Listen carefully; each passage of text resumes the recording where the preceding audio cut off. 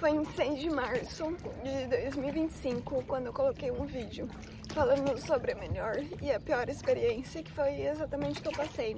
A melhor, que era o intercâmbio, primeira vez fora do Brasil, muitas expectativas, e a pior, que foi tudo que aconteceu comigo. E acho que foi o pior dos últimos anos.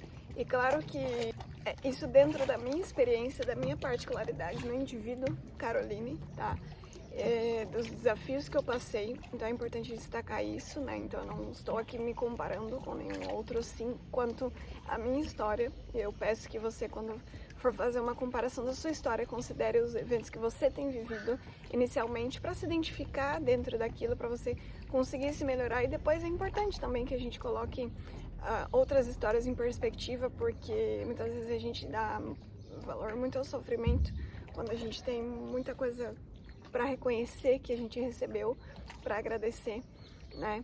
O que aconteceu? De forma, tentando ser um pouco mais resumida, eu fui para Nova Zelândia. Eu já tinha decidido que eu queria aprender inglês há um tempo atrás e aconteceu a oportunidade, né? Assim, os fatores se organizaram para que eu conseguisse o visto e eu fui em abril de 2024 para lá viver a experiência de um ano com Working Holiday Visa, onde eu tinha alguns planos para Nova Zelândia, entre eles ver se era um país que eu gostaria de viver, né? E eu não queria fugir do Brasil, mas eu sentia que eu já tinha vivido coisas aqui que me faziam feliz e eu queria poder explorar novas experiências em outros lugares.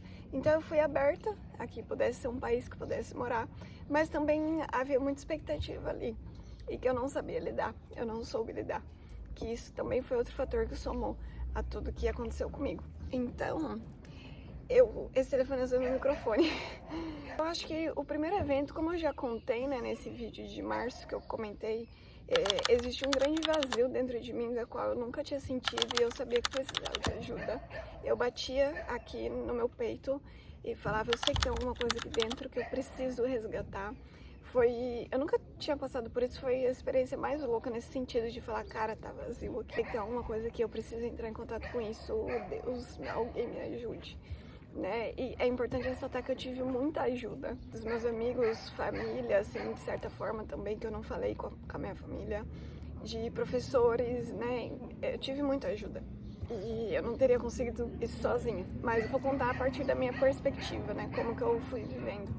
E aí aconteceu que, mais ou menos em junho, julho de 2024, eu recebi a notícia de que eu era tia. Então, isso me transformou de uma forma que eu falei, cara, eu preciso ir pro Brasil viver a experiência de estar lá recebendo essa criança nesse momento, né? Claro, o pai estaria na sala de parto, eu estaria ali do lado da sala de visita esperando para receber essa criança que na época ainda não sabia. Depois sonhei que era uma menina e eu tinha certeza que seria uma menina. E sim, é a princesa da minha vida, né? Meu chuchuzinho. Eu defini pra mim mesma, não contei pra ninguém, que eu iria voltar pro Brasil pra ver essa criança nascer. E assim foi seguindo a minha vida. Então, quando tivemos mais ou menos a data prevista dela nascer, dezembro, lá em setembro eu comprei a minha passagem para ir pro Brasil, ali uns 45 dias. Eu ia ficar com o período antes e depois da data prevista, né? Porque nunca se sabe. E comecei a procurar trabalhos por menos tempo, porque eu falei, eu não posso me comprometer por 3 meses, porque eu vou ter que deixar a pessoa na mão. Então eu quero um trabalho curto, onde eu tenha dinheiro para me manter aqui, para ir voltar. Tudo planejado. E aconteceu que no último trabalho, né? Nesse trabalho que eu encontrei antes de ir pro Brasil, eu gostei muito do que eu estava vivendo, das pessoas. Não era um trabalho que eu gostava definitivamente. No começo tudo é interessante, tudo, nossa, que diferente, né, que nós estamos vivendo. Dentro da grande experiência do intercâmbio, cada pequeno detalhe, cada pequena cidade, cada casa é diferente, tudo é uma novidade. A gente tem um olho mais sutil para as coisas quando a gente está vivendo uma experiência nova que a gente queria, tá realizando um desejo ali. É diferente de todos os dias, às vezes, a gente se encantar pelo caminho que a gente passa pela nossa casa. Acontece, mas um pouco mais difícil. Então eu fui curtindo muito aquela experiência de trabalho com a família que eu tava construindo ali. E eu falei, eu quero ficar mais um tempo. E fui tentar remarcar a minha passagem, só que eu acabei cancelando. Falei, bom, cancelei. Depois eu marco. Não lidei com isso, não lembro também se na época depois não lembro de eu ter a sensação de desespero. No primeiro dia eu fiquei assim, nas primeiras horas, sabe? Meu Deus, eu cancelei, agora. Falei, tá, cancelei, não tem o que fazer. Mas eu não lembro de ter ido buscar alternativas, porque eu tava contente ali e fui viver a vida. E aí, foi isso em setembro, acho que um mês depois já foi decorrendo. Eu fui tendo crises em relação ao trabalho. E nesse meio período eu conheci uma pessoa, me relacionei com essa pessoa de forma casual. A gente sempre falava, não, nós somos casual, mas a gente morava junto, dormia junto todos os dias. Morava junto por causa do trabalho, caso contrário, eu acho que isso não ia acontecer. Mas enfim, então, e a gente não tinha um relacionamento, mas eu usei essa pessoa, né, como boia salva-vidas. Porque eu já estava sofrendo e eu não conseguia lidar com isso e acabei utilizando essa pessoa da mesma forma que eu vejo hoje que ele também me utilizou. E aí eu me humilhei, essa é a verdade, eu me humilhei para poder receber uma migalha de atenção dessa pessoa. Eu nunca tinha passado por isso, assim, eu já tava bem na merda mesmo, essa é acho que é a palavra. E aí, cara, foi quando ele resolveu me chutar assim, sabe? E foi bom porque eu já não tava conseguindo fazer isso. Eu sabia que alguma coisa estava errada. Eu precisava mudar. Porque teve um dia eu falei assim, cara, eu tô aqui num trabalho que eu não gosto, eu tô tendo crise. E eu só vim pra esse trabalho pra ir pro Brasil. E se eu não fui pro Brasil, o que eu estou fazendo aqui ainda? E aí foi meio que quando esse menino me deu o pé na bunda. Eu falei, cara, ele falou isso comigo na manhã, à tarde eu falei no serviço, no outro dia eu peguei e parti pra outra cidade. Basicamente isso. E aí eu fui pra outra cidade, e então eu vejo que ele foi extremamente importante, dentre tantas coisas pra ver a minha questão da dependência emocional e também pra me dar um impulso. Enfim, fui pra outra cidade, uma cidade muito cara, cheguei na segunda-feira, na terça já fiz 2 entrevistas, na quarta comecei em 2 empregos. Então, eu vivia por um processo difícil, onde eu estava, e aí existia dor e sofrimento, angústia, frustração.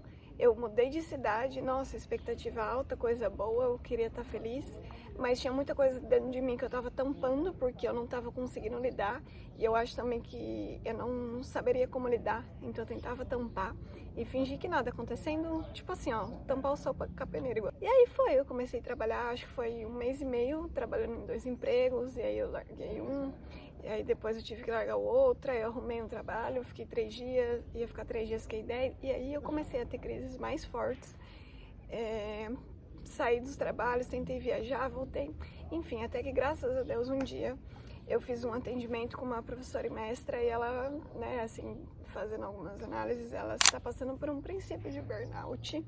E eu falei, cara, tem nome. Eu precisava de um nome para o que eu estava sentindo, para tudo que eu estava passando. Porque eu não sabia, eu falei, cara, tem alguma coisa errada comigo e eu não sei o que é. E minhas amigas também, elas até me emocionei. A gente tem um grupo e elas me ligavam todas juntas para saber como é que eu tava. Elas me ajudaram muito nesse processo. Com a família delas, com as crianças, cheias de tanta preocupação, elas paravam para me ligar para saber como é que estava, preocupada. E, enfim, eu vi que eu estava mal e decidi que eu ia voltar pro Brasil. Mas durante esse tempo eu acabei pegando visto para a Austrália. Eu ia para a Austrália encontrar essa minha professora, algumas amigas, para receber colo, acolhimento, porque eu tava me sentindo muito sozinha, assim. Eu construí relacionamentos, né, conexões com ela, mas é diferente, né, por não ser brasileiro também é diferente os níveis de conexão.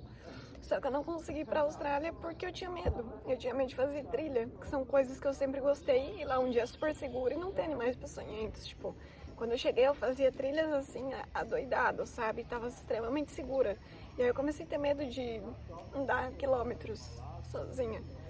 Então eu não ia conseguir pegar o avião. Deixei de ir pra Austrália, mas eu tinha passagem. Só que nesse período também, depois, 3 dias mais ou menos depois que eu decidi voltar pro Brasil, né? O meu visto ali estava acabando no período de 1 ano.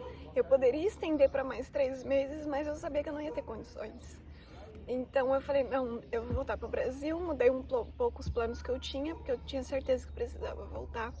Fui lá, comprei a passagem e fui ligar pro meu padrasto para contar a surpresa, né? Pra gente fazer uma surpresa para minha mãe de que eu estaria voltando pro Brasil. E aí liguei, não consegui falar com ele, né? No dia seguinte também liguei pra minha mãe. E aí me deu a notícia de que ele tinha falecido. foi uns 4 dias antes. Eu sabia que ele estava hospitalizado com dengue. E eu tava respeitando, eles estavam no processo de acompanhar ele, né? Então, um fuso diferente também. Mas eu tava viajando para me recuperar nesse período de crise no trabalho. E eu preciso descansar antes de arrumar outro, né? Enfim, para me estruturar até voltar pro Brasil. Eu recebi essa notícia e aí a minha impressão de que eu não ia conseguir voltar. Eu falava assim, eu preciso de forças porque eu não sei o que eu sou capaz de fazer. Eu já perdi o meu pai uma vez quando eu era criança e já faleceram outras pessoas da minha família. Mas eu estava num momento muito mais frágil ali e estava longe também, né? Então foi muito forte isso pra mim, foi muito impactante. Mas graças a Deus eu consegui recuperar forças e depois de um mês, em março de 2025, eu voltei em abril. Eu voltei pro Brasil e eu vejo que foi a melhor coisa que eu poderia ter feito, né? Eu já tinha decidido isso lá e logo que eu cheguei no Brasil, depois de alguns meses, faleceu minha tia, menos de um mês faleceu minha avó. Então foi muito importante ter voltado, por mais que meus planos não diziam inicialmente para eu ficar no Brasil. Hoje eu reconheço e entendo que eu precisei passar por diversas coisas lá antes. Eu precisei chegar nesses extremos porque em pequenas doses eu não estava sabendo cuidar, né? Então, pra enfim falar, e aí, você não tá olhando, você não vai olhar pra isso? E vem falar do luto, vem falar de saúde mental, de dificuldade de lidar com dinheiro, de dificuldade de lidar com as coisas da vida, né? Colocar muita expectativa e não desacelerar para analisar as coisas. Eu gosto de fazer uma análise, mas quando dói eu faço de conta que ela não existe, e isso é muito comum a gente fazer. Enfim, até que tudo explodiu, eu vulnerável lá do outro lado do mundo. Então foi uma experiência muito dolorosa, mas que tem me feito crescer. Eu sigo ainda me recuperando, eu acho, porque eu acredito que é um processo eterno, a gente se conhecendo, crescendo, se curando. E isso foi doloroso, mas voltar foi a melhor decisão, sem dúvidas, desde o princípio, porque eu precisava sentir que eu tinha chão para pisar. E lá eu já não sentia, né? Então aqui no Brasil eu conheço, aqui principalmente eu sabia como eu poderia me comportar aqui, eu conhecia as regras, sei como vai acontecer no Brasil. Então, foi isso que aconteceu comigo. Eu tava conversando com uns amigos e eles falaram, tá, Carol, mas como que aconteceu o seu burnout? Eu acho que foi uma sucessão de coisas, né? Uma sequência de acontecimentos que aconteceram na minha vida, que me levaram a exaustões, assim, não foi só uma, foram várias, mas que trouxeram até aqui hoje, tá falando sobre isso de novo, para relembrar a importância de cuidar da saúde mental, a importância de eu me colocar em primeiro lugar e compreender as minhas questões, porque quando tá difícil eu vou pro outro, eu não quero lidar com o que tá acontecendo comigo. E que é isso, que toda a experiência vai trazer ensinamentos pra gente, às vezes mais dolorosos, às vezes mais fáceis, né? Mas todas de alguma forma vai trazer. E a gente precisa estar disposto a ver, porque quanto menos disposição a gente tiver, mais doloroso vai ser depois, porque vai chegar pra gente sim ou sim. Então, eu quis tentar trazer um pouco mais de detalhe alguns dos acontecimentos, né, que eu acho que somatizaram aí para tudo que aconteceu comigo, e reforçando que sim, foi uma experiência linda. Eu quero voltar para esse país para viajar, conhecer lugares, é um estilo diferente de viagem.